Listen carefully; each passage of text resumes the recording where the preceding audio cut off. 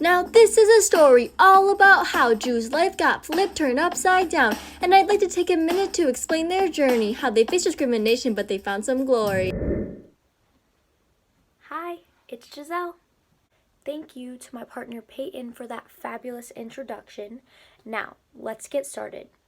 Our illustrative example is the expulsion of Jews from Spain and Portugal, as well as the acceptance of Jews in the Ottoman Empire. The expulsion of Jews from Spain and Portugal was the process in which all who practiced Judaism or identified with the Jewish culture were forced to leave the stated countries within a certain period of time, or else they would face varying consequences.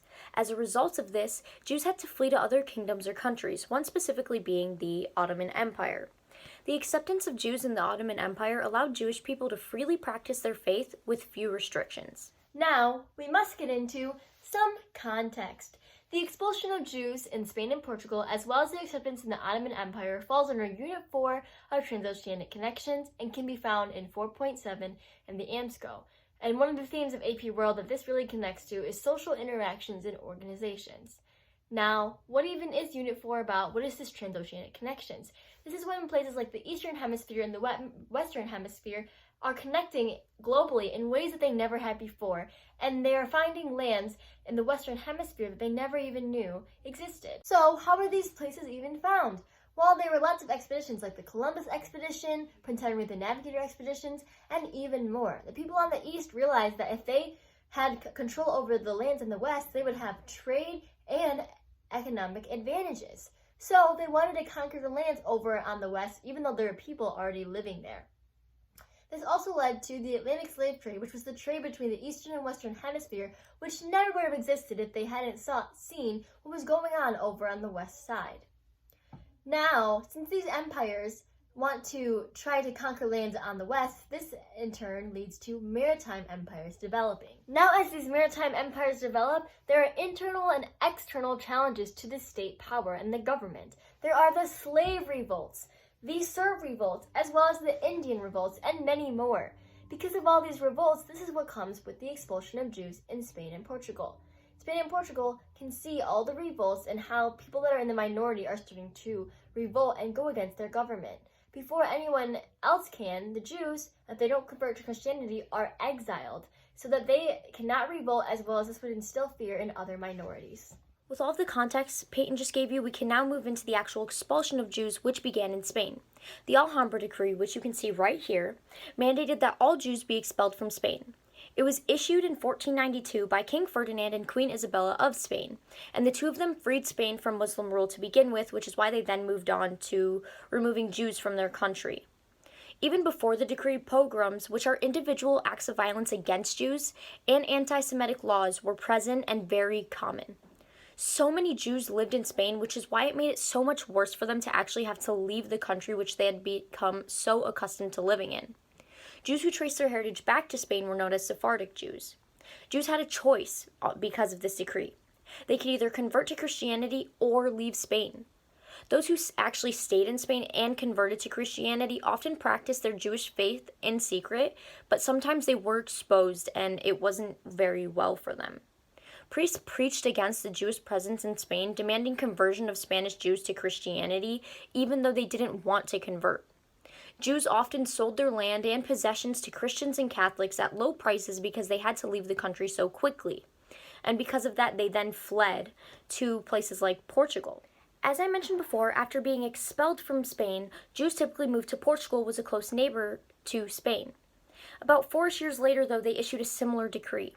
When fleeing from Spain and coming to Portugal, Jews paid a toll that allowed them an entry permit for a total of 8 months.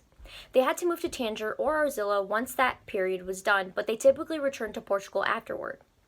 In 1496, King Manuel I signed a decree to expel Jews from Portugal. This legal act was called the Expulsion of Jews and Moors from the Kingdom of Portugal. Now, a quick clarification, Moors were Muslim inhabitants. King Manuel was to be married with the Princess of Isabel, who was from Iberia. Various sources claim that he was in favor of maintaining friendly ties with the Jewish community of Portugal, but Isabel was not. Before marrying the princess, King Manuel promoted peace with the Jews, but Princess Isabel was the daughter of a Catholic king who granted the marriage only because the Jews were expelled from the Kingdom of Portugal, as he desired. If Jews disobeyed or didn't leave, they would face a death sentence, and their property would be confiscated by the crown, so most fled the country. The king said that if they converted to Christianity, they could stay in Portugal, which was similar to what happened in Spain. This was because the Council of State warned that if the flight of capital from the city was to happen, it wouldn't be beneficial for them. For those of you who may have forgotten, though, capital is wealth in the form of money or other substances that contributed for purposes such as starting a company or maybe even investing your money. King Manuel limited the number of ships for Jews who actually wanted to leave Portugal after their own decree was issued. After 20 years, if a new Christian, which is what Jews who converted to Christianity were called, was accused of being Jewish still, they'd have the right to know their accusers so they could defend themselves. If proven they committed the crime, they would lose their property. The expulsion of Jews happened both in Spain and Portugal, even though they faced discrimination throughout the world during this time period. Now that you guys know all about the expulsion of Jews from Spain and Portugal, let's move on to acceptance. Many have said that the Ottoman Empire was successful partially because of its tolerance towards Jews, but also because of its tolerance towards Christians. Sultan Mehmed II of the Ottoman Empire invited Jews to settle in Istanbul. There, some became physicians and diplomats. Others contributed to the literary community and might have brought the printing press to the Ottoman Empire, which was according to AMSCO.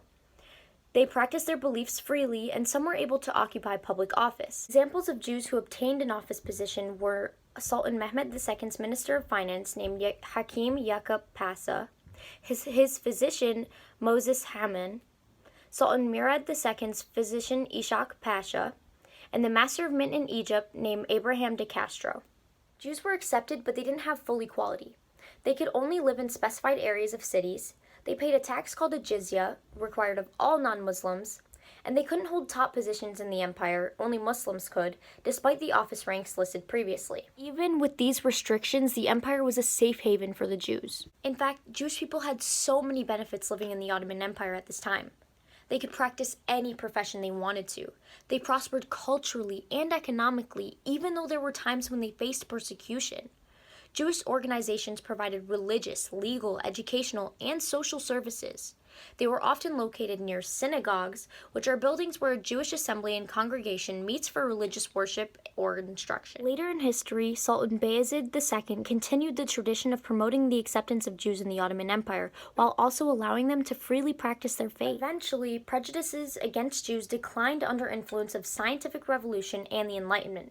They became important in banking and commerce. There are a ton of instances when people that have a different culture, ethnicity, or religion are being targeted. Another example of people being anti-Semitic was during the Black Plague.